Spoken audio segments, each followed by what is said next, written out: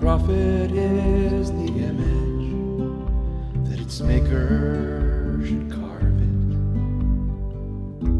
The molded image. Good morning once again, brothers and sisters. Bari asubuhi ndugu na dada. So in this study we are going to look at Ezra 7:9. Katika fundisho la sasa tunaenda kuangalia kuhusu kitabu cha Ezra 7:9.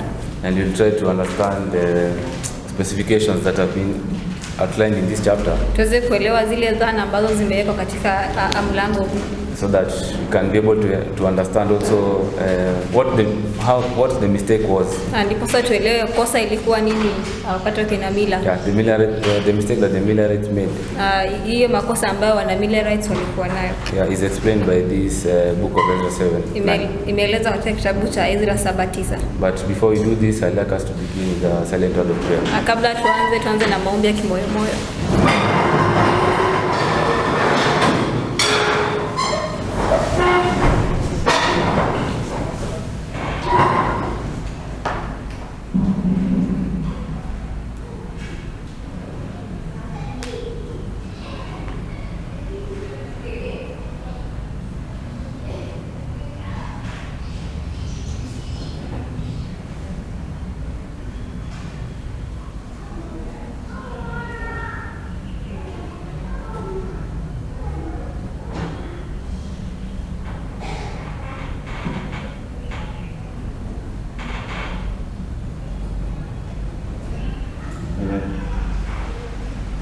Amina.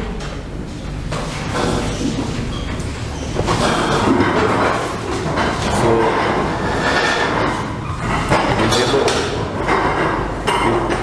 we'll be able to lay down the structure of Ezra 7:9. Tutaweza kuangalia ile kitabu cha Ezra 7:9. Yeah, and we'll be able to see how we'll be able to look at this or what is being spoken of in Ezra 7:9. Tutaenda kuangalia nini muongelea katika mlango imezungumzwa katika kitabu cha Ezra 7:9. Yeah, but before we do that, I would like us to first understand the mistake that they made. The Millerites made. Kabla tujaangalia hiyo, nataka tuangalie kosa ambayo wana Mila walifanya ama waliona. And how they came to the correct understanding of the termination of the 2300 days. Na jinsi ambavyo walikuja kuelewa ukamilifu wa ule miaka 2300. They read the book of Ezra 7. Ni pale ambapo walienda kusoma katika kitabu cha Ezra 7:9. And they understood that the decree went on a certain time. Na walielewa kuwa pale ambapo amri ilienda katika wakati fulani. And this was what helped them to come to the correct understanding of the end of the 2300 days. Na hii ndio iliweza kujua wakati ambapo hizi miaka 2300 inakuja kuisha. So when we go to Daniel chapter 9, tena katika kitabu cha Danieli 9, so that we can delineate the 2300 year prophecy. Penye tutapata hii unabii wa miaka 2300. Daniel chapter 9 25 to 7. Daniel chapter 9 25 to 27, sorry. Danieli 9:25 hadi 27. So it says 70 weeks are determined upon thy people and upon thy holy city to finish the transgression and to make an end of sins and to make reconciliation for iniquity and to bring in everlasting righteousness and to seal up with vision and prophecy and to anoint the most holy. No therefore, that was verse 24. No therefore, now verse 25. And understand that from the going forth of the commandment to restore and build Jerusalem and to Messiah the Prince shall be 7 weeks, 62 weeks, and the street shall be built again and the wall even in troublous time. And after 62 weeks shall the Messiah be cut off, but not for himself, and the people of the Prince that shall come shall destroy the city and the sanctuary, and the end thereof shall be with the flood, and unto the end of the war desolations are determined. And he shall confirm the covenant with many for 1 week, and in the midst of the week he shall cause the sacrifice and oblation to cease, and for the overspreading of abomination he shall make it desolate, even until the consummation, and that determined shall be poured upon the desolate.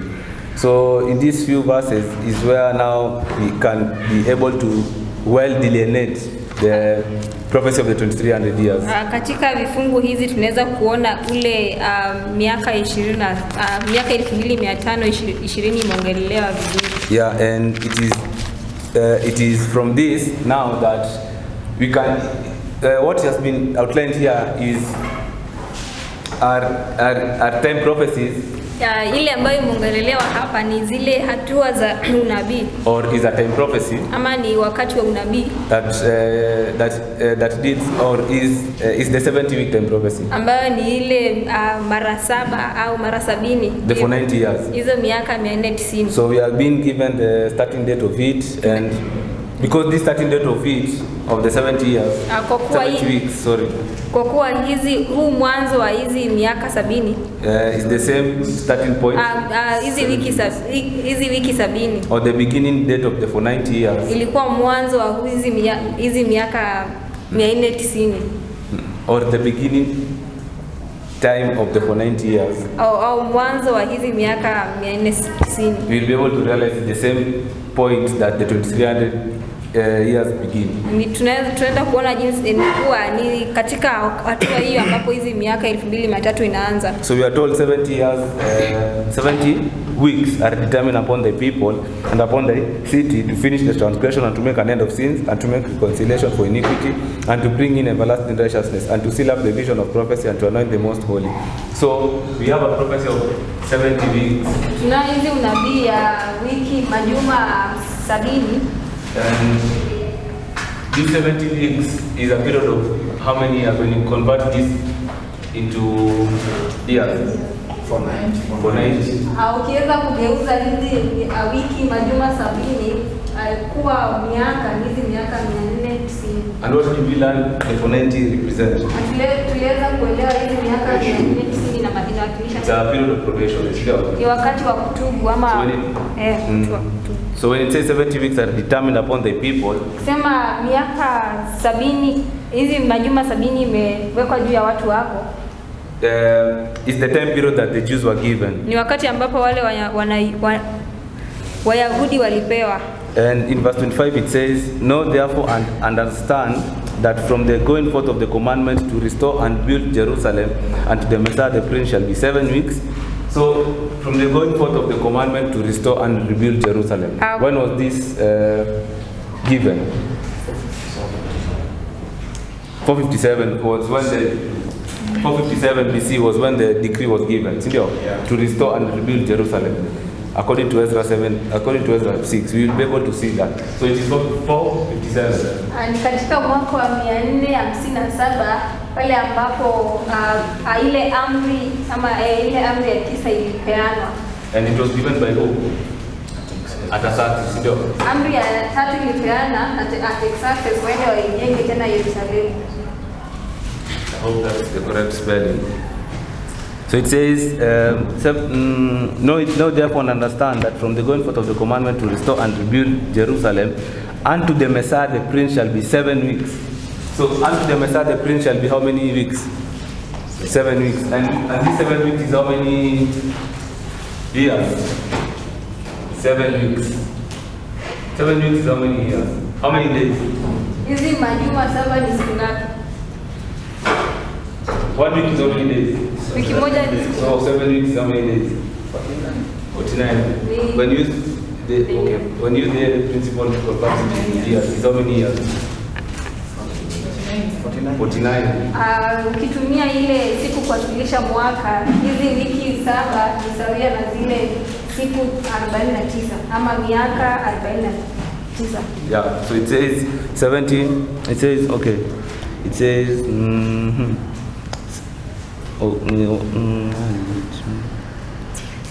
okay, shall be from where?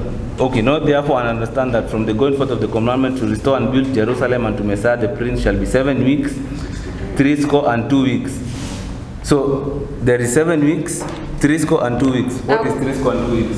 Kuna majuma 7 na katikati ya majuma 62 utajengwa. Na tunajua hizi kuna hizi kuna wiki 7 na kuna wiki 62. And what is 62 weeks? Hizi majuma 62 ni kwa tumia hiyo kuadhimisha mwaka. Yeah. Okay, it's for 34 years. Ni miaka 434. Yeah, so it is a period of 44 plus 49 years is how long? Ukiongeza zile miaka miwili ya 49 na ile ya 434 unapata ngapi? Because these two time periods is what will take us to where the Messiah is being.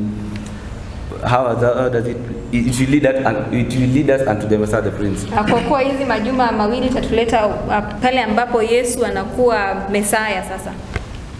So when was Christ the Messiah? Ni wakati gani ambapo Kristo alikuwa Messiah sasa? When was Christ the Messiah? Or called the Messiah? 27. AD 27. Ni mwaka wa 27. So 7 weeks plus 62 weeks, so how many weeks? 69 weeks. So 69 weeks is equivalent to how many years? 483. 483. Ukiongeza hizi majuma mawili unapata hizi miaka. Hizi majuma mawili ni majuma ya 69 na ukibadilisha iwe ya siku kubadilisha mwaka itakuwa hizi miaka 483. So this is from the going forth of the commandment to restore and build Jerusalem, and the Messiah the Prince shall be for 83 years. 69 weeks. Pale ambapo amri ilipeana kwenda kutengeneza upa Yerusalemu hadi pale ambapo Yesu anaitwa Mesia itachukua kipindi cha miaka 483. Yeah. And to the Messiah the Prince shall be 7 weeks and 3 weeks. The street shall be built and the wall even in troublous time. And after 3 weeks shall Messiah be cut off, but not for himself and the people of the prince that shall come, but not for himself, and the people of the prince shall come, and the people of the prince that shall come shall destroy the city and the sanctuary, and the end thereof shall be the flood, and unto the end of the world desolations are determined, and they shall confirm the covenant with many for 1 week. So when did Christ confirm the covenant with many? For how long? Ni katika kipindi gani ambapo Yesu Kristo aliweza kudhibitisha agano lake na watu wake? For period of 1 week. Ni kwa kile kipindi cha juma moja. And in the midst of that 1 week he shall cause the sacrifice and oblation to cease. Na katikati ya hiyo wiki ataweza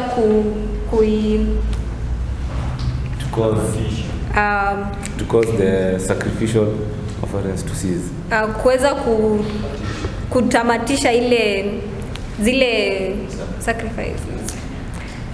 Zile madhabihu zilizotumiwa wakati ule. So 1 week is a period of how long? Juma moja ni kipindi gani? 7 days. Ni siku 7. 7 years. Ndio. Ambayo ni miaka 7. So it is 7 years. Or what? When it converts this into days. 7 days. 7 years when you convert it into days, how many days? 25, 20 days. Badilisha hizi miaka 7 iwe siku hizi siku 25, 20. We have converted 1 week into years, and you have said it is 7 years. But now, these 7 years you can say it is 25, 20 days. Tumebadilisha siku ikawa mwaka, tukasema kuwa hizi miaka 7 ni sawia na zile miaka 2520.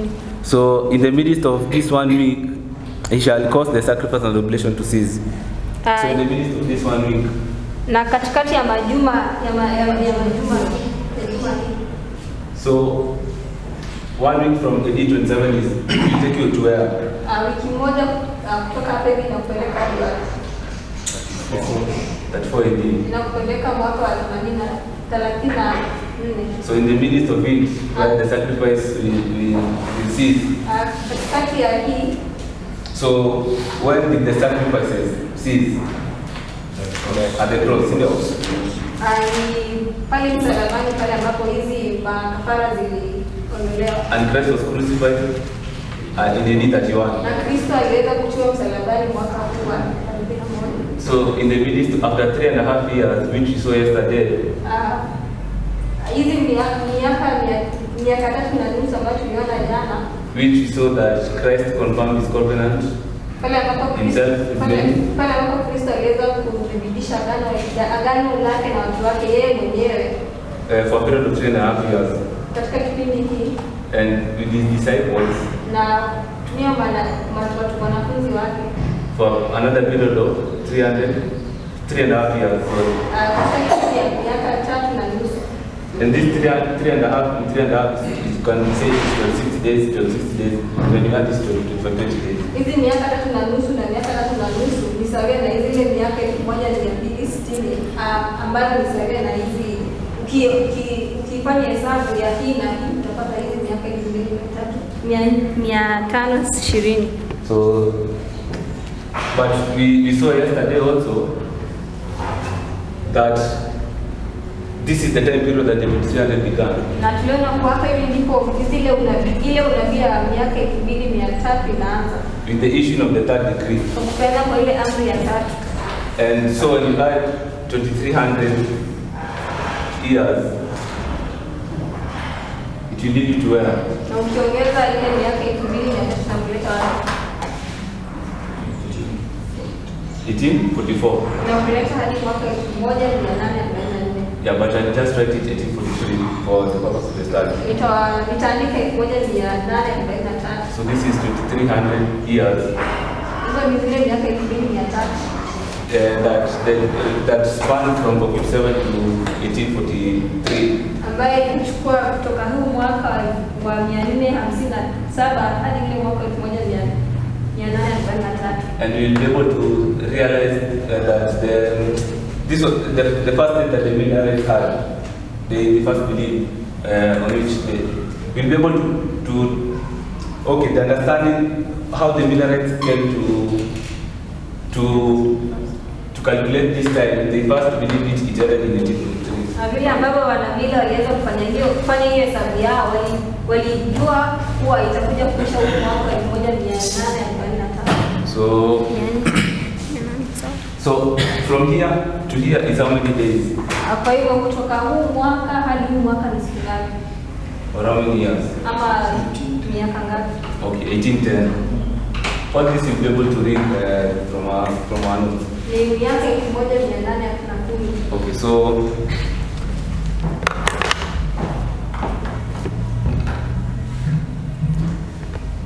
so this is the first date that Miller had or came to understand that 2300 terminated.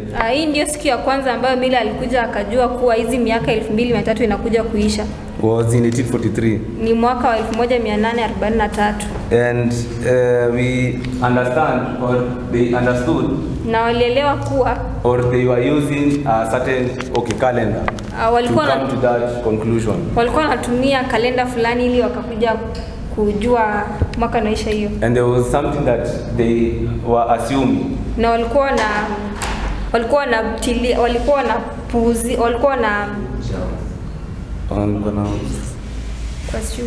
assume. Okay. Walikuwa wanapuuza jambo fulani.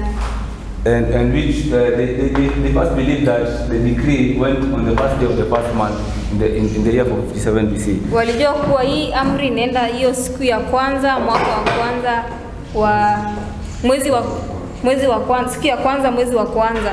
Yeah, and it is because they were using the Jewish calendar. Kwa kuwa walikuwa wanatumia ile kalenda wa Yahudi. And the Jewish calendar begins when? When did the Jewish calendar begin? Na kalenda wa Yahudi inaanzia wapi? Kalenda. Spring, during the spring. Ilikuwa inaanzia ule wakati wa jua. So it is from spring to spring. Ilikuwa wakati wa jua hadi ule wakati wa jua. And this in our time is what according to the Gregorian calendar is what? Or when was the spring? When was spring to spring? When does spring begin? Wakati wa jua. On which month? Msimu wa jua unaanza wakati gani? Wakati wetu jua inaanza April, March, April, sindio? Inaanza huo mwezi wa Aprili na March. And when does the Gregorian calendar, how does it, when the Gregorian calendar goes from what to what? Na hii kalenda ya Gregoria inaanza. Or begins to reach Which season? Inaanzia msimu gani hadi msimu gani? Our calendar is the Gregorian calendar. Kalenda yetu inaanzia gani? When does it begin? January, sio? Inaanzia Januari. December, January. And which season are we, or is December and January? Na ni msimu gani ya Disemba na Januari? Inakwanga msimu gani? It's during the winter. Ni wakati wa mvua. So it is from winter to winter. Ni wakati wa msimu wa mvua hadi msimu wa mvua. Now when you look at the how can I put it? The tropics, these things that we learn in geography. Ukiangalia katika hizi mambo ambayo tunasoma katika jiografia. So it is from winter to winter. Ni kutoka msimu wa mvua hadi msimu wa mvua. So they understood that if this was the first day, if March and April was the first month that began the Jewish calendar. Walielewa kuwa ikiwa hii ndio mwezi wa kwanza ambao ilianzisha kalenda ya Yeah, which will see it is between March and April. Ambayo tunaona ni katikati ya March na Aprili, mwanzo wa mwaka. They calculated using the end. Okay, the beginning will be the beginning of the calendar and the end of the calendar will either March or April. Waliona kuwa mwanzo au mwisho wa hii kalenda itakuwa kati ya March na April. Just the same way our beginning or our end is either December or January. Kama vile mwanzo wetu wa kalenda ni Januari au December. So they believe that this time prophecy of the 2300 ended on the very last day of the last month of 1843. Walielewa kuwa hii unabii wa miaka 2300 ilisha mwisho wa ile mwisho wa mwaka 1843. We'll be able to read this. I just want to explain. Na nataka tu kueleza. So they assume that the decree went on from the first day of the first month of the year of 57 BC. Walielewa kuwa unabii on the first day of the first month. Walielewa kuwa amri hii ilienda mwanzo wa siku ya kwanza wa mwezi wa kwanza wa mwaka huu. Because they understood that the decree was given in 57. Kwa kuwa walielewa amri hiyo ilikuwa mwaka huu wa 456. So they assumed it began on that first day of the first month of that year of 57. Waliweza kujua kuwa amri hiyo ilikuwa mwaka. So when they added for 2300 years, walipongeza hizi miaka 2300, when the 23 full years, when did it end? Hizi miaka 2300. Or what did they believe first? After they added from the first of the first month of 57, when they add 23 full years, what did it bring in? The last day of the last month of 1843. Kwa hivyo walifanya hizi hesabu za kuleta iliwaleta hadi mwisho wa siku wa mwezi wa mwisho wa mwaka 1845. So we'll try to now understand the understanding. So we'll read a quote from PFF 4/796 paragraph 3. So it says, they consequently reckon that the last day of the Jewish year 1843 will close with the sunset of April 19, 1844. Therefore, the first day of the first month, Nisan of 1844, true Jewish time will have as its equivalent as, therefore, the first day of the first month, Nisan of 1844, true Jewish time will have as its civil equivalent April 19th, though beginning actually with the sunset of April 18th. Thus it should read April 18th and April 19th. So they reckoned or they calculated this time prophecy. Walifanya hesabu ya hii unabii.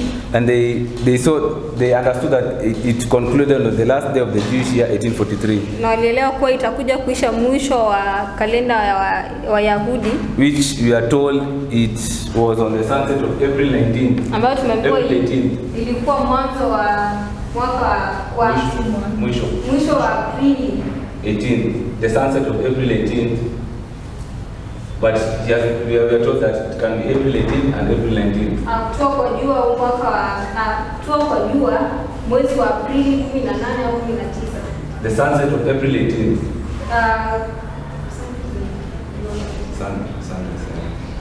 Sunset. Ni pale ambapo jua inaenda kutua, jua inatua. So if this is the last day of the last month, if this is the last day of the last month, ikiwa hii ndio siku ya mwisho wa mwezi wa mwisho, so the next day will be what? Siku inayofuata ni the first day. Siku ya kwanza mwezi wa kwanza of what? 1844. Amen. So April 19 will be the first day of the first month, 1844. Aprili 19 itakuwa siku ya kwanza mwezi wa kwanza mwaka 1844. So this is the assumption that they had. Hii ilikuwa wazo ambalo walikuwa nayo wale wanabila.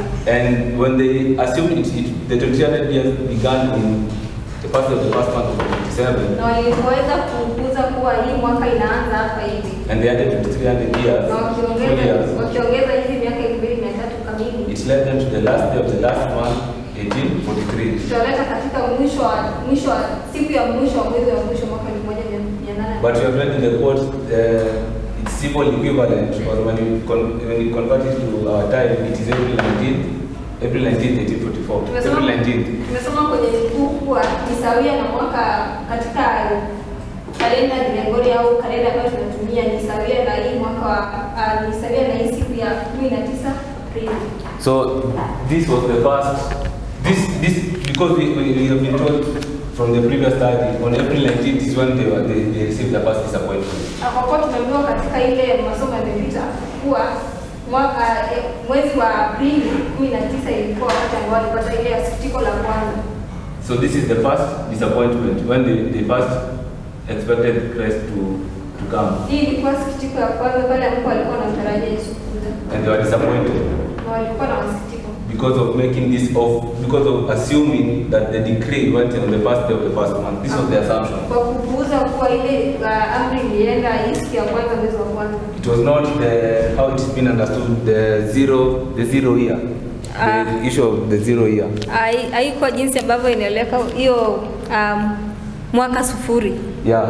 And we'll be able to see, to understand the mistake from these quotes. Tutaweza kuona makosa ambayo ilijitokeza. Okay, so when you read the next quote, early writings 2:35, it says, I saw the people of God joyfully in expectation, looking for their Lord, but God designed to prove them. His hand covered a mistake in the reckoning of the prophetic periods.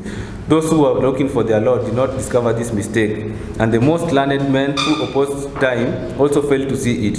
God designed that his people should meet with a disappointment. The time passed, and those who had looked with joyful expectation for their Savior were sad and disheartened, while those who had not loved the appearing of Jesus but embraced the heart through fear were pleased that he did not come at the time of expectation. Their profession had not affected the heart and purified the life. The passing of time was well calculated to reveal such hearts. They were the first to run and ridicule the sorrowful, disappointed ones who really loved the appearing of their Savior. I saw the wisdom of God in proving his people and giving them a searching test to discover those who will shrink, turn back in the hour of trial. So we see that this mistake is the Lord allowed it to happen. Tunaona kuwa kosa hili ni kuwa Mungu alikubalia itendeke. And this is the mistake that we have just read. Of them assuming the decree beginning from the first day of the first month of 47. Na tumeona kuwa makosa hii ni pale ambapo wao waliweza kupuuza kuwa decree au ile amri ilipeana siku ya kwanza mwezi wa kwanza. So this is we are told that God designed this. Tunaambiwa kuwa ni Mungu alikubali hayo. For them to meet with their disappointment. And why was this? Niposa hao watu wana mila wakumbane na hili sikitiko. Na hii ilikuwa wapi? Why did God do this or allow this? Ama ni kwa nini Mungu aliweza kubali haya? It was a test. Ilikuwa jaribio. It was to prove those who were really waiting for them. Ilikuwa ionyesha ni kina nani hasa walikuwa wanangojea ujio wa Yesu Kristo. So when we go to GC 391, jana katika kitabu cha Pambano Kuu it continues to say that when the time passed at which the Lord coming was first expected, in the spring of 1844. So we have said that the Jewish calendar starts from spring to spring. Tumesema kuwa kalenda ya Wayahudi inaanza kutoka ule msimu wa jua hadi ule msimu wa inaisha msimu wa jua. So when it says in the spring of 1844, when the time passed, now April 19th, those who had now April 19th, 1844. No, sorry. Tunaambiwa kuwa pale ambapo huu mwaka ilisha wa Aprili 19. So if I can ask, so if this is the last month of 1843, April 18th, you have said that the first day of the first month, 1844, is when they met their disappointment. The disappointment. Tumesema kuwa hapa hivi ndipo waliweza kupata hiyo masikitiko yao. Okay, so they had to reach the last day of the last month. Iliwapasa wafike siku ya mwisho for that time to pass. Ndiposa wakati uishe. And then the next day, which is the first of the first month, 1844. Alafu siku inayofuata ambayo ni siku ya kwanza mwezi wa kwanza ambayo ni is when they could be disappointed because the time will have passed. Hapo sasa ndipo wangeweza kupata masikitiko kwa wakati mwingine. Okay, so when you read this quote, it says, when the time passed at which the Lord's coming was first expected, in the spring of 1844, those who had looked in faith for his appearing were for a season involved in doubt and uncertainty. While the world regarded them as having been utterly defeated and proved to have been cherishing a delusion, their source of consolation was still the Word of God. So they went back to the Word of God. They had faith in the Word of God. Wale ambao walikuwa wanaamini mwaka huo walikuwa na imani na wakaendelea kudurusu neno la Mungu. So many continued to search the scriptures, examining anew the evidences of their faith and carefully studying the prophecies to obtain further light. The Bible testimony in support of this position seemed clear and conclusive before. Waliweza kudurusu neno la Mungu, wakawa na imani zaidi, na ushuhuda ambayo waliweza kupata ilikuwa inajionyesha kwa kamili sasa. So they went back to their Bible to try to understand what happened. What happened? Walienda kwenye Biblia zao na kujaribu kuangalia nini hasa ilitendeka. Okay, it says the special blessing of the Lord both in the conversion of sinners and in the revival of spiritual life among Christians had testified that the message was of heaven. And though the believers could not explain their disappointment, they felt assured that God had led them in their past experience. So they still believed that they had the correct understanding. Walijua kuwa ni wako na ile ukweli, kuwa wako na hiyo uelewa kamili. And that is the reason why they went back to the Bible. Na hiyo ndio maana walienda kwenye Biblia tena to try to understand what really happened. Ili waelewe ni nini ilitendeka. Or why Christ did not come. Ama ni kwa nini Kristo hakuja. So when it goes on to say okay. So when they went to the Bible, walipoenda kwenye Biblia, they went to the book of Ezra now 7:9. Walienda katika kitabu cha Ezra 7:9 sasa. Yeah, and it is from this studying this book of Ezra chapter 7 and 9. Na nikupitia kusoma au kudurusu kitabu cha Ezra 7:9 is when they realized that the third decree, ndipo sasa walielewa kuwa hii amri ya tatu did not begin on the first day of the first month of 47. Haikuanza ule siku ya kwanza mwezi wa kwanza wa mwaka huu. Yeah, it went on or it began after this period had passed. It went into effect not on the first of the first month of 47. Ilianza kazi yake baada ya huo mwaka. Yeah, so it is when we go to now Ezra chapter 7 and 9. Ukienda katika kitabu cha Ezra 7:9 sasa, we'll be able to realize when the decree went into effect. Tutaweza kuona pale ambapo sasa amri hii ilianza sasa kufanya kazi. So Ezra chapter 7 and 9 it says, for upon the first day of the first month began he to go up from Babylon, and on the first day of the fifth month came he to Jerusalem, according to the good hand of his God upon him. Ezra 7:9. Ezra 7:9 inasema, maana alianza kukwea kutoka Babeli siku ya kwanza ya mwezi wa kwanza, naye akafika Yerusalemu siku ya kwanza ya mwezi wa 5, kama mkono mwema wa Mungu wake ulivyokuwa pamoja naye. So this is Ezra. This is the journey that Ezra took or began with his people from Babylon to Jerusalem. Hii ni safari ambayo sasa Ezra alianza na watu wake kutoka Babeli kwenda sasa Yerusalemu. And we are told on the first day of the first month is when Ezra began to go up from Babylon. Na tumeambiwa kuwa siku ya kwanza ya mwezi wa kwanza hapo sasa ndipo Ezra sasa anatoka Babeli sasa hiyo siku. So on the first day of the first month is the time that Ezra began to journey from Babylon. Siku ya kwanza ya mwezi wa kwanza ndio penye sasa safari inaanza. And we know that Ezra had the third decree. Na tunajua kuwa Ezra ndiye alikuwa na hiyo amri ya tatu. To go and he had the third decree for the rebellion of the temple. Alikuwa na hiyo the work for the rebellion of the temple. Alikuwa na hiyo amri ya kuijenga upya tena Yerusalemu. So they traveled from Babylon, and on the first day of the fifth month they arrived in Jerusalem. Na waliendelea na safari yao, ilipokuwa siku ya kwanza ya mwezi wa 5 walifika Yerusalemu. So this decree could not go into effect on this first day of the first month. Kwa hivyo amri hii haingeweza kufanya kazi yake hiyo siku ya kwanza ya mwezi wa kwanza. Because they were in journey. Kwa kuwa walikuwa kwenye safari. So it could only be given ingeweza kupeanwa tu up until they arrived in Jerusalem. Pale ambapo walipofika Yerusalemu. So that the decree could begin to work. Ndipo sasa hiyo amri ifanye kazi yake sasa. So it could not be given during this time of the first month. Haingeanza kazi yake siku ya kwanza ya mwezi wa kwanza. And this is what now they began to understand. Na hii sasa ndio walianza sasa kuelewa wale wanamila. Yeah, so it could only be given starting from the first day of the fifth month when he arrived in Jerusalem. Hiyo kazi ya hiyo amri ingeanza hiyo siku ya kwanza ya mwezi wa kwanza pale ambapo walipofika Yerusalemu. So when you read when you read the next verse, the next quote, soma nukuu inayofuata. It says, from the date of the decree of the king of Persia, found in Ezra 7, which was given in 457 before Christ, the 2300 years of Daniel 8:14 must terminate with 1843. Accordingly, we looked to the end of this year for the coming of the Lord. We were sadly disappointed when the year entirely passed away and the Savior had not come.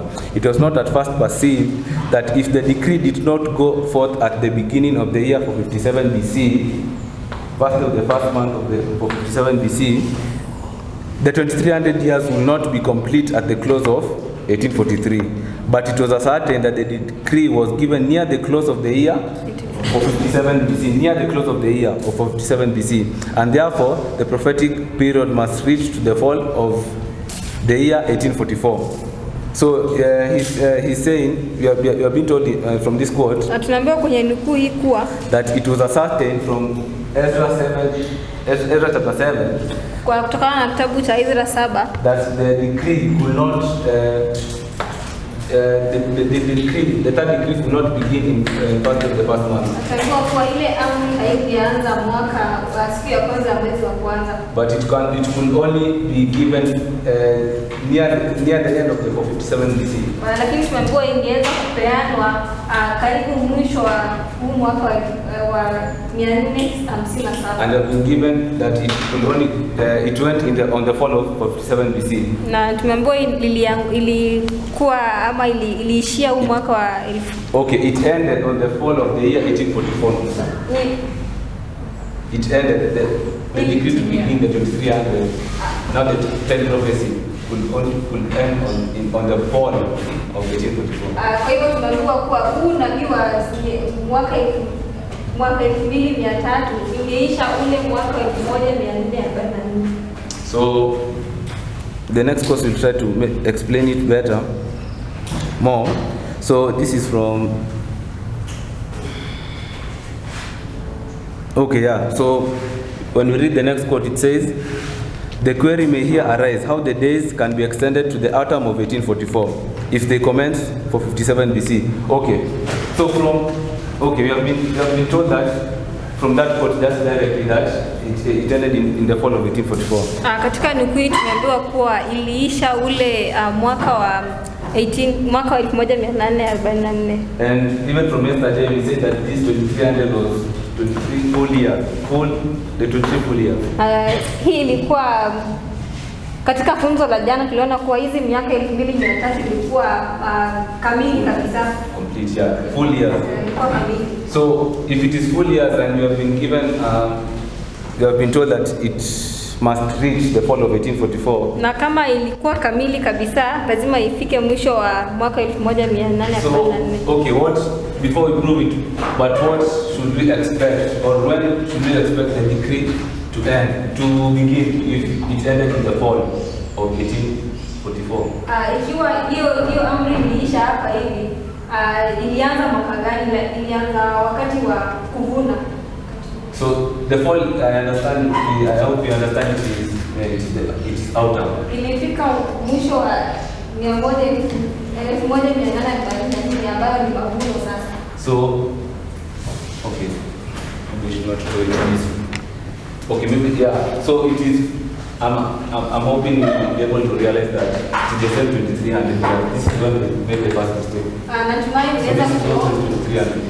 unaweza kuona kuwa hapa hivi ni ile miaka 2300 na sawia na hapa hivi kwa ilikuwa kosa. Or maybe I can put it this way, it is full years, 2300 full years. Ama naweza kuonyesha kuwa hizi miaka 2300 kamili. So what do you need to do if you have been told that it ended, this prophecy ended in autumn of 1844? Sio tunaambiwa unabii ilisha mwaka 1844, yapaswa tufanye nini? So what clue have we been given when that we can know which period the decree began? Ni jambo gani ambayo tumepewa ili tuone pale ambapo hii amri ilianza? If it ended in the fall, and it is 2300 full years, so what does that have? What does it make you to understand? Because it is 23 full years. Kwa kuwa ni zile miaka 2300 kamili. So it could only mean that it began during the fall of 457 BC. Tungeweza kuona kuwa ilisha pia mwaka ambayo ilianza mwaka kamili pale ambapo ile miaka 455 ilienda kuisha sasa. Okay, but you can just read the quote. It says, the query may here arise how the days can be extended to the autumn of 1844 if they commence for 57 BC, as it requires only 1843 years in addition to 457 to make the whole number of 2300. Attention to one fact will clear this point of all difficulty. That is that it takes 457 full years before Christ and 1843 full years after to make 2300 full years. 2300. So that if the period commenced with the very first day of 457, it will not terminate till the very last day of 1843. Now it will be evident to all that if any portion of the year 457 had passed away from the 2300 days commence, just so much of the year 1843 must pass away before they will end. We therefore inquire, at what point in the year 457 are we to commence to reckon? From the fact that the first 49 years were allotted to the building of the street and the wall. So the first 49 years were allotted to what? The building of the street and wall.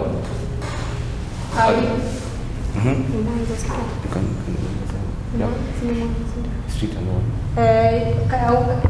Mwanzo wa hii mwaka ilikuwa kujenga zile ukuta. Okay, we learned that the period is to be dated not from the starting of Ezra from Babylon, but from the actual commencement of the work at Jerusalem, which it is not probable could be earlier than the 7th month autumn of 457, as he did not arrive at Jerusalem till the fifth month of that year. Ezra 7:9. The whole period will therefore extend to the 7th month autumn Jewish time of 1844. So we are told that from 457. Hatunaambiwa kuwa kutoka huu mwaka wa 455. 457 full years. Miaka ya mwaka wa 455 kamili. So this is 457. Alianza mwaka huu. And this is, it reached to where we move from BC to AD. Pale ambapo tunaenda kutoka kabla ya Kristo na baada ya Kristo. And you know this is the 2300 Na tunajua hizi ni full miaka years. 2300 kamili. So we are told that you only needed to add how many full years? Tumeambiwa ilipasa tu uongeze miaka ngapi kamili? So as to have 23 full years. Niposa uwe na hizi miaka 2300 kirasmi au kamili. 1843 full years, so that you could have the complete 2300 years. Ilipasa uongeze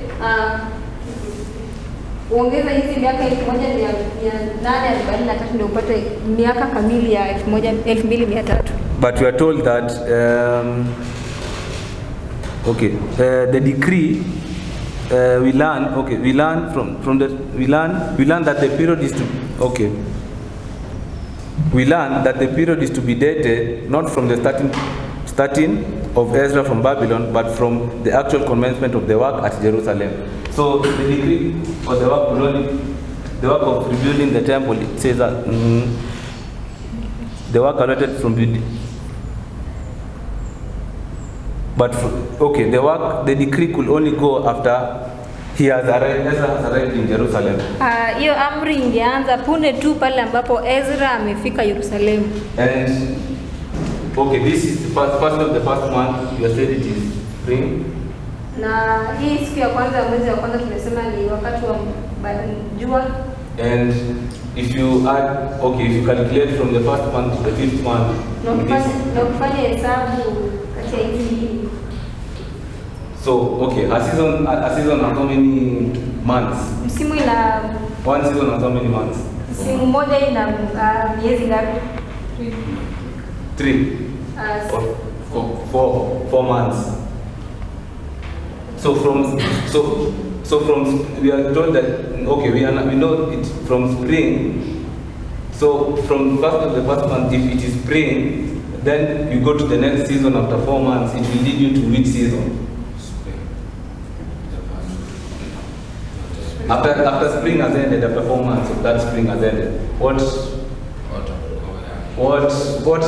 the next season? The season is 3 months. Yes. Sorry? The season is 3 months, not 4. It is 4 months. So we have 3 months. It's 3 months. Okay. Sorry. So when is the next season? Summer. Ikiwa msimu mmoja unachukua hizi miezi mitatu. Kwa hivyo ikiwa msimu mmoja unachukua hizi miezi mitatu, sasa kutoka msimu wa jua inatuleta hadi kwenye msimu mwingine ambao msimu mwingine ni wakati wa Okay, so we have four seasons, ndio? Tunazo zile nne kwa. And these 4 seasons, a season is 3 months. Na tumeambiwa kuwa msimu inachukua hizi miezi mitatu. Yeah, so from spring, after 3 months, the next season is summer. Kutoka kwenye msimu wa jua hadi kwenye msimu mwingine. And then when you take msimu wa jua. Msimu wa jua. Yeah, and when you go to the next season is what? Ukienda kwenye msimu mwingine anatuleta autumn, ndio? Anatuleta wakati wa kuvuna. Autumn. So we are told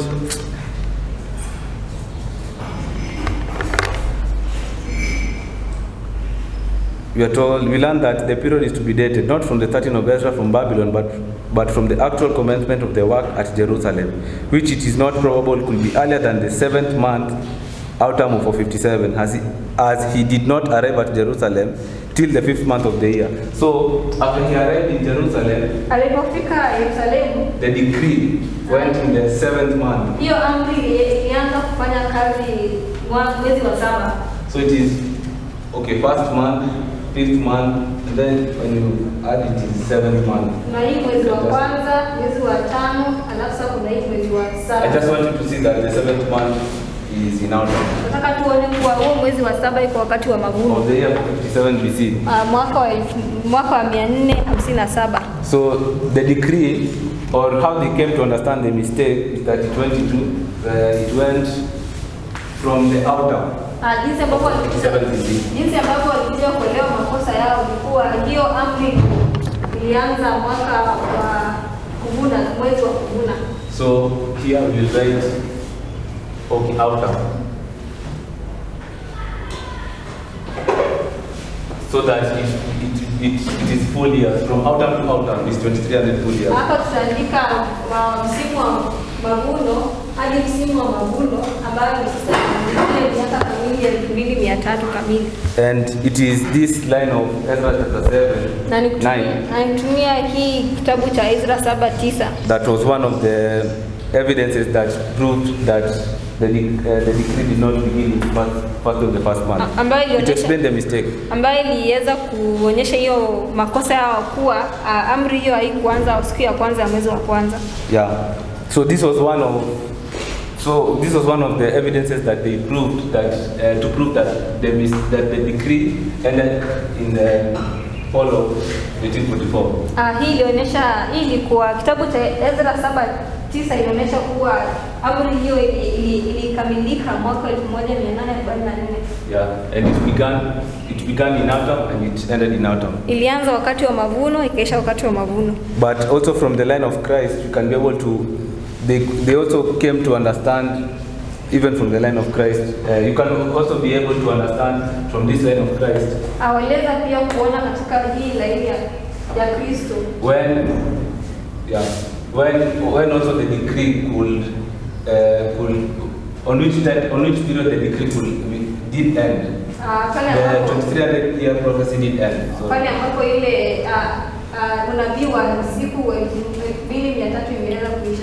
Yeah, and we know Christ was okay. So we know Christ was crucified during which season? Tunaambiwa kwa Kristo alienda msalabani msimu gani? Or on which period was Christ crucified?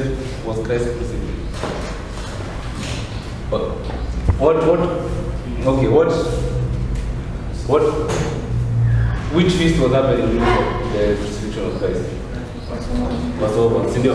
Ni katika ule sherehe ya Pasaka pale ambapo Kristo aliwekwa msalabani. And it was during which this season? Ilikuwa msimu gani? Spring. You'll be able to read what I've just explained here. Ilikuwa msimu wa jua. Spring, sindio? And we are told it is 3.5 years. Tunaambiwa ni zile siku miaka 3. Yeah, I'm trying to explain just because so that when we go to the courts we'll be able to understand. Anajaribu kueleza ndiposa tunapokwenda kwenye vikuu tutaweza kuelewa kabisa. So if he was crucified in AD 31 in spring, so what will be, which season will be the stoning of Stephen? Ikiwa alisulubiwa wakati wa jua, pale ambapo Stefano alipigwa mawe ilikuwa msimu gani? When you had 3.5 years. Ukiongeza hizi miaka 3 na nusu. So not when you had 3.5 years. When you add 3.5. When you add 3 full years, it will lead you to what? Spring. Ukiongeza siku miaka kamili, miaka 3 kamili, itakuleta hadi wakati wa msimu wa jua. 3 years, sindio? From spring to spring. For 3 years is from spring to spring, sindio? Miaka 3 ni kutoka msimu wa jua hadi msimu wa jua. Sindio? So what is it remaining? Ni nini inabaki hapo? Half, sindio? Okay, and that half na hiyo nusu is how many months in a year? 6 months, sindio? Ni miezi 6 kwa mwaka. And this 6 months is what?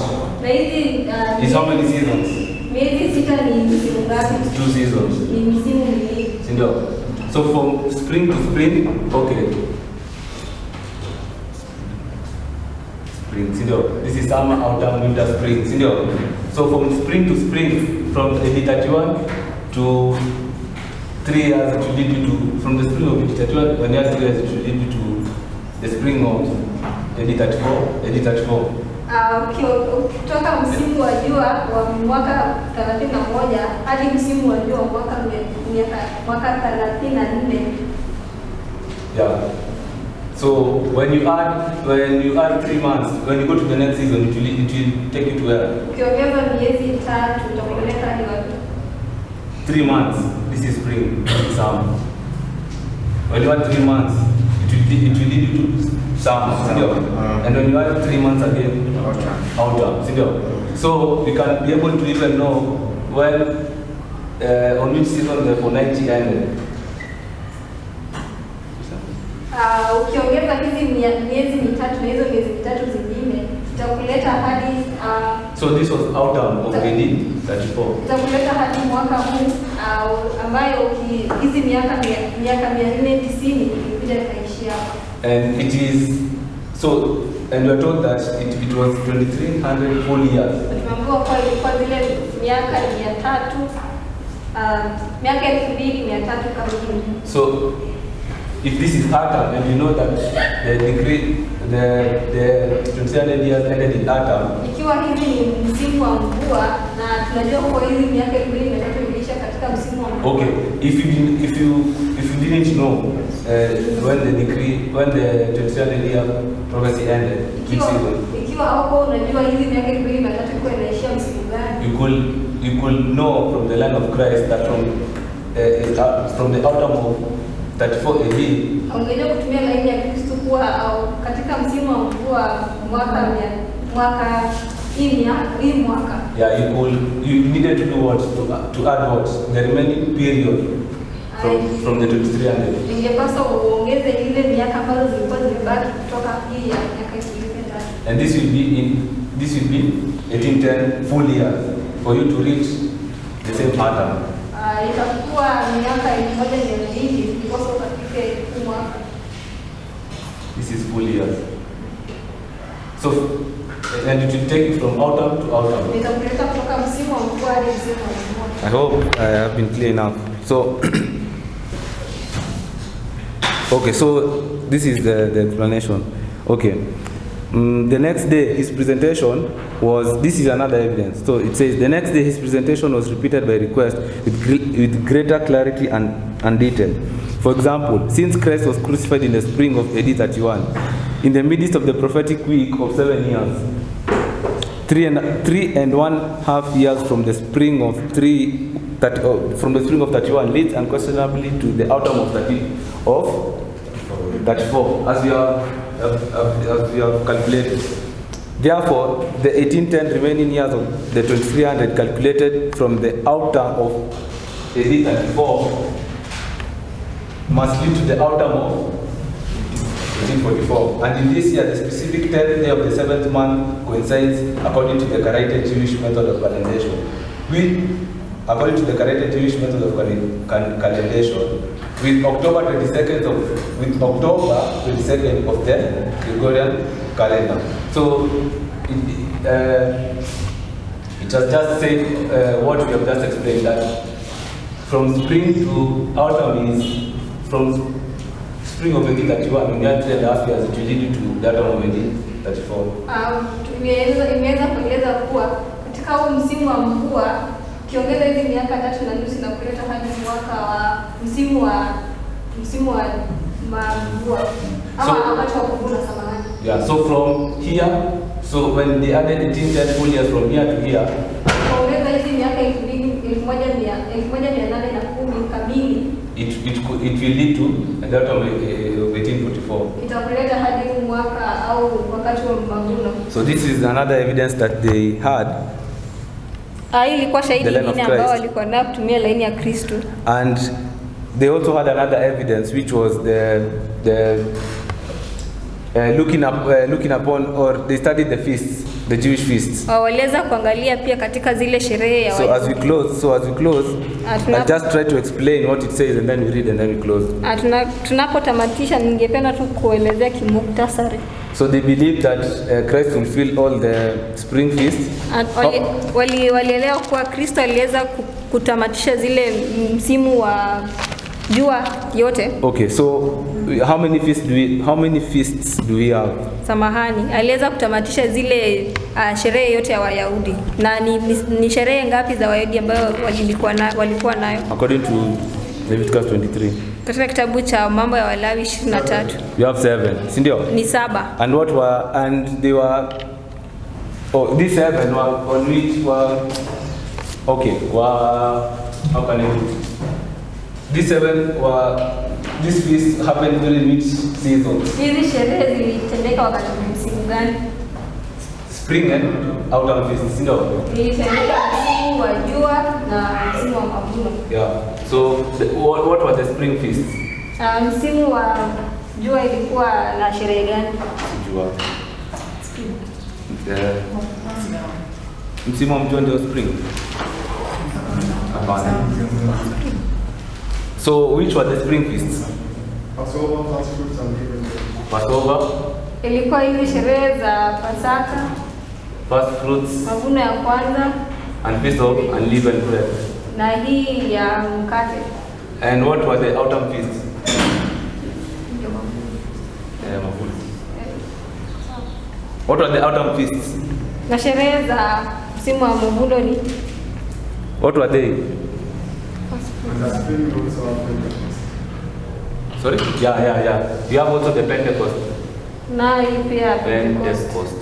They have been well delineated in Leviticus 23. Imeelezwa zaidi katika kitabu cha mambo ya Walawi 23. And this was the first month of the spring. Na ilikuwa mwezi wa kwanza. These were the first feasts that happened in the first month. So, what are the autumn feasts?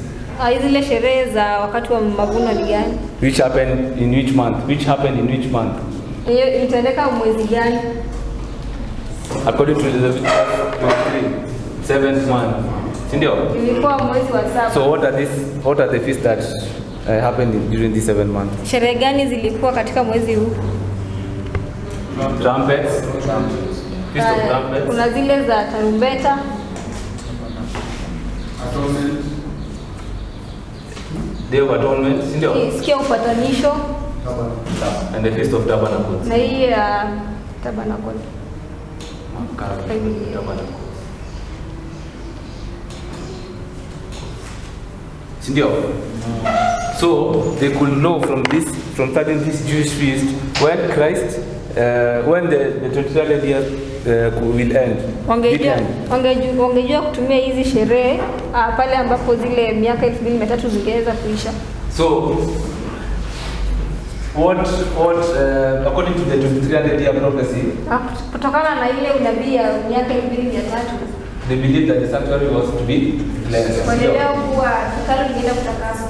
And what happened on the Day of Atonement? Na nini itendeka hii siku ya upatanisho? Or what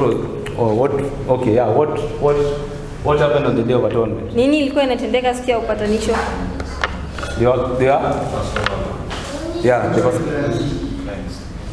Sorry? The sanctuary was to be cleansed. Sindio? Pale mahali patakatifu ilikuwa inaenda kutakaswa. So they could know from this feast that if the sanctuary was cleansed on the Day of Atonement, Wangejua kutumia sherehe hizi kuwa ikiwa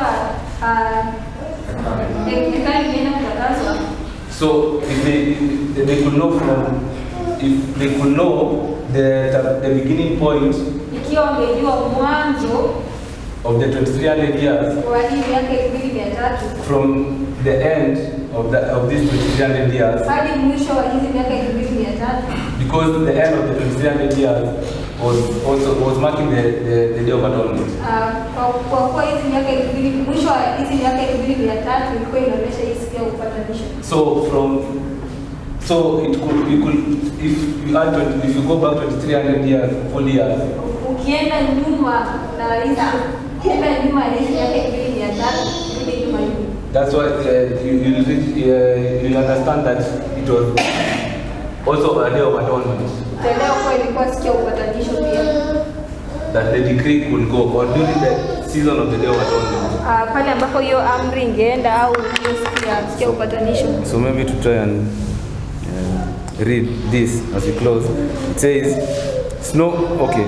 it is Samuel Snow who came up with these evidences. Ni Samuel Snow ndiye alikuja na hizi ushahidi. And we have been seeing that it was the midnight cry message. Na tumeona kuwa ilikuwa ile ujumbe wa kilio usiku wa manane. And these evidences that we have looked is what he gave. Now he's giving another evidence. Anapeana ushuhuda ingine. So it says, Snow brought out 4 points. The correction of a previously recognized error in calculation had brought about the shift from 1843 to 1844. The 70 weeks of years both began and ended in autumn. The Mosaic tabernacle types indicate that the second advent will occur in autumn, not in the spring, but on the Day of Atonement or 10th day of the 7th month, just as the slaying of the Passover lamb pointed to Christ's death on the 14th day of the first month. As the Passover crucifixion, the wave sheaf, resurrection, and the allotted time to Pentecost, for Pentecost all came to an exact days prophesied. So snow continued. He believed that typical Day of Atonement will come on the exact day specified. Then our great high priest, Christ Jesus, will come out of the heavenly holy of holies, where he had been ministering to bless his waiting people. That will also be the second advent. And to them that look for him shall he appear the second time without sin unto salvation. Hebrews 9:28. The conclusive logic of the presentation made a profound impression, and practically all on the encampment accepted it. So he has just explained that that part of all the Mosaic tabernacle types indicate the second advent will occur in the autumn. So he has just explained what we have just explained here. Amejaribu kuelezea yote ambayo tumetoka kuelezea. And you are told that it brought much. It made a profound impression upon those who attended those meetings. Iliweza kuwapa wale ambao walikuwa kwenye zile makambi au kwenye zile mkutano, iliweza kuwapea ushawishi. And we are told that from the quote it swept away fanatism. Na kwenye nukuu iliweza kutoa huyo uoga. Yeah, so what you have been, as we are closing now, kama tunaenda kutamatisha, this is the structure of Ezra 7:9. Hii ndio kitabu cha Ezra 7:9. Yeah, so this, the first month, you have seen it is April 19. This is August 15, which my brother will share. And this is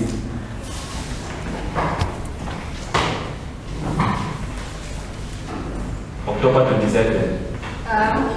Which I just read from a quote. Siku ya kwanza mwezi wa kwanza ni Aprili 19, siku ya kwanza mwezi wa 5 ni Agosti 15, siku ya 10 mwezi wa 7 ni Agosti 20. And this spiritually is now in our life, it contains with the Sunday law, na kiroho and the na kiroho hii ni ile sheria ya Jumapili, na hii ni kwa manani, na hii ndio pale ambapo tutakuwa na ule utakaso wa mwisho ambao kuangaliwa mara ya mwisho. So this is why when we now come to our life, this is where now we get the structure of Ezra 7:9. From this first of the first month, then the 5th month, and 10th day of the 7th month. So from the structure of Ezra 7:9, this is where now we get the first of the first month, first of the 5th month, 10th of the 7th month. Now that coincides with now in our life, the Sunday law Christ. Kutoka katika kitabu cha Ezra 7:9 tunapata hii siku ya kwanza mwezi wa kwanza, siku ya kwanza mwezi wa 5, siku ya 10 mwezi wa 10, ambayo inasawazishwa na kwenye laini yetu siku ya sheria ya Jumapili, ile siku ya manane, pale ambapo mtu unatakaswa mara ya mwisho sasa. So I hope you have been able to realize from the book of Ezra 7:9 the mistake. Natumai kuwa mmeweza kuona au kuelewa makosa ambayo iliweza kufanya wakati wa kinamila, makosa ambayo waliweza kuifanya. Yeah, and the 2300 and the 2520 we have seen it ends in 1844. Hiyo unabii ya hiyo unabii ya mwaka 2520 na mwaka na hizo miaka 2300 inaisha mwaka 1834. But there are also other time prophecies. Lakini pia kuna zile unabii nyingine. Or a time prophecy, the 1335, which you are not able to have time to read. Na kuna hiyo unabii ya 1335. 1335. Yeah, this 1335 here. Hii ya Daniel. And also the 1290. Hii ya Daniel 12 na 12. Daniel 12:12 and Daniel 12:11. Hii unabii mbili ambayo tujaweza kuzungumzia. Yeah, but this one terminates the same ending point with the 2300 and 2520. hii inaisha wakati mmoja na zile unabii mbili ambazo tumeweza kuangalia. But this ends in 1798. Lakini inaisha mwaka 1798. You just have to read the verses and you'll be able to understand.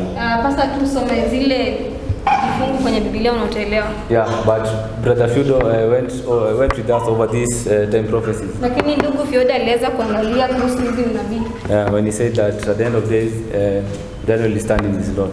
Na aliposema kuwa wakati wa mwisho Danieli atasimama kwenye kura lake. And the end of days we saw it was 1844 1798. Na mwisho wa siku tuliona hizo siku tuliona kuwa ni mwisho wa ile mwaka 1844. So with that I hope you have been blessed. Na natumai mmebarikiwa. And I would like us to close with the word of prayer. Na ningependa tufunge na maombi.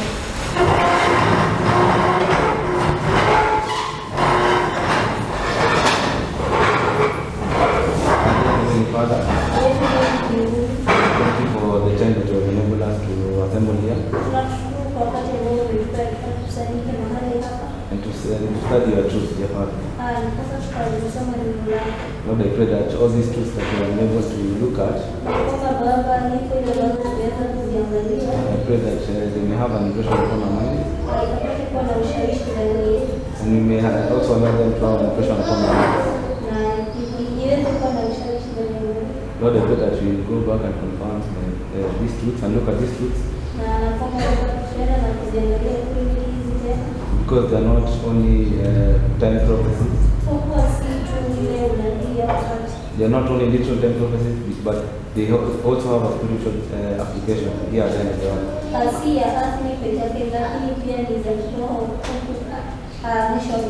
Therefore, I pray that we will be able to understand what the spiritual understanding of these prophecies means to us.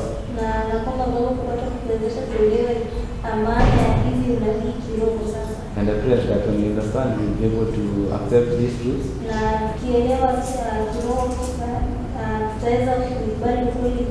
And allow you to do our work in our to allow this truth to do our work in our hearts. Thank you for all these things for your and praying in your name.